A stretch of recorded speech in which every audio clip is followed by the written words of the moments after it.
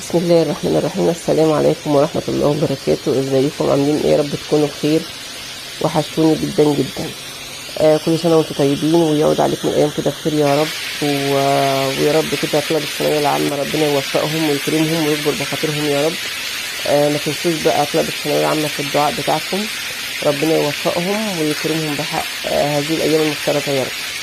النهارده بقى جايلكم فيديو كده ايه سريع كده. هنعمل مع بعض فراخ في الجريل على النار كده ايه من فوق، مش في الفرن يعني. هنعملها بتتبيله حلوه وبسيطه هتعجبكم جدا. طبعا زي ما انتم شايفين بقى انا حطيت الجريل وحطيت فيه حته زبده ونزلت بالفراخ خدت صدمه. وجهزت معايا بقى هنا الطماطم دي انا مقشراها، ومعايا البصل ومعايا الشطه ومعايا الفلفل. عايزه بقى تزودي حاجه تكون حاره مفيش مشكله زي ما انت حابه يعني. طبعا بعد ما الفراخ بتاعتنا خدت الصدمه هحط بقى البهارات بتاعتي. البهارات دي طبعا بتديها طعم حلو جدا، تتبيله حلوه قوي هتعجبكم. انا حطيت معلقه فلفل، معلقه كمون زي ما انتم شايفين كده.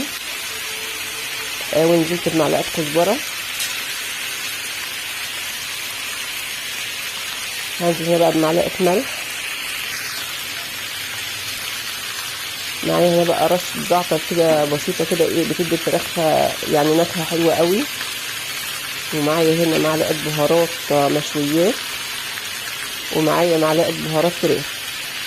طبعا التتبيله دي مش عايزه اقول لكم مخليه ريحه الفراخ عامله ايه ومديها طعم جميل جدا.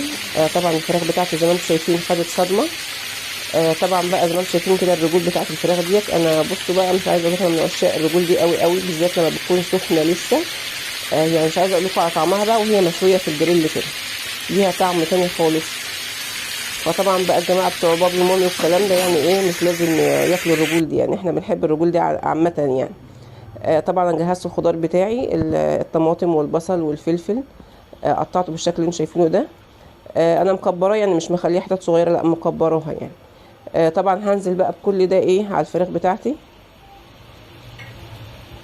هي بصوا اكله بسيطه جدا جدا يعني، وفي نفس الوقت التتبيله دي جربوها كده هتعجبكم قوي قوي.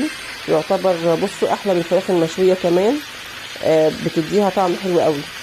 طبعا انا بحط ده صوص شطه، يعني صوص شطه ده انا عاملاه في البيت يعني، عاملاه في ازازه كده حاطاه باب الثلاجه.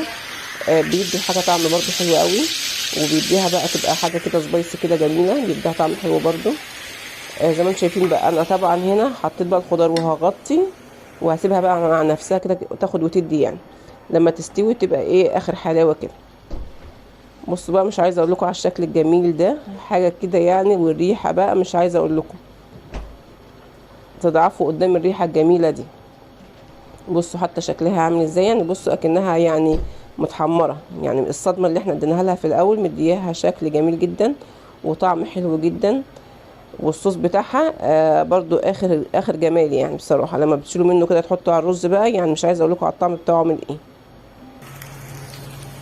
طبعا بقى وانا شغاله كده عملت شويه رز كده جنب الفراخ بتاعتنا. انا طبعا مش مكتره رز لان احنا دايما بنحب ناكل الاكله دي بعيش، بيبقى طعمها حلو قوي بالعيش يعني، جربوها برضو بالعيش هتعجبكم. فطبعا عامله رز اللي يعني مش عايز عيش هياكل رز كده يعني.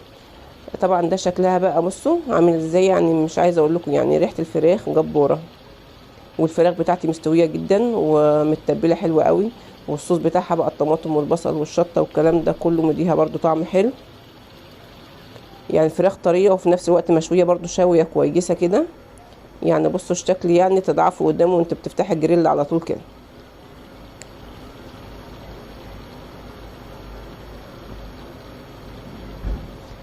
طبعا الطماطم لما بنقشرها ما بتبقاش فيها التفل بتاعها والقشر بتاعها اللي بيبقى خارجي ده بيضايقك وانت بتاكل، لا. طبعا لما بتستوي قوي خلاص بتدوب في الصوص بتاعها كده ما بيبقاش باين خالص، فالافضل ان انت تقشريها هتديكي نتيجه احلى بكتير لما بتكون بقشرها.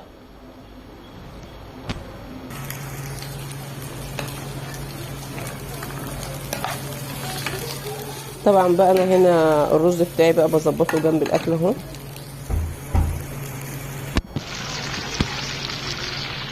خلاص بقى هسيبه بقى هدي عليه بقى، هو كده اتشرب، ههدي عليه بقى النار خالص يستوي براحته.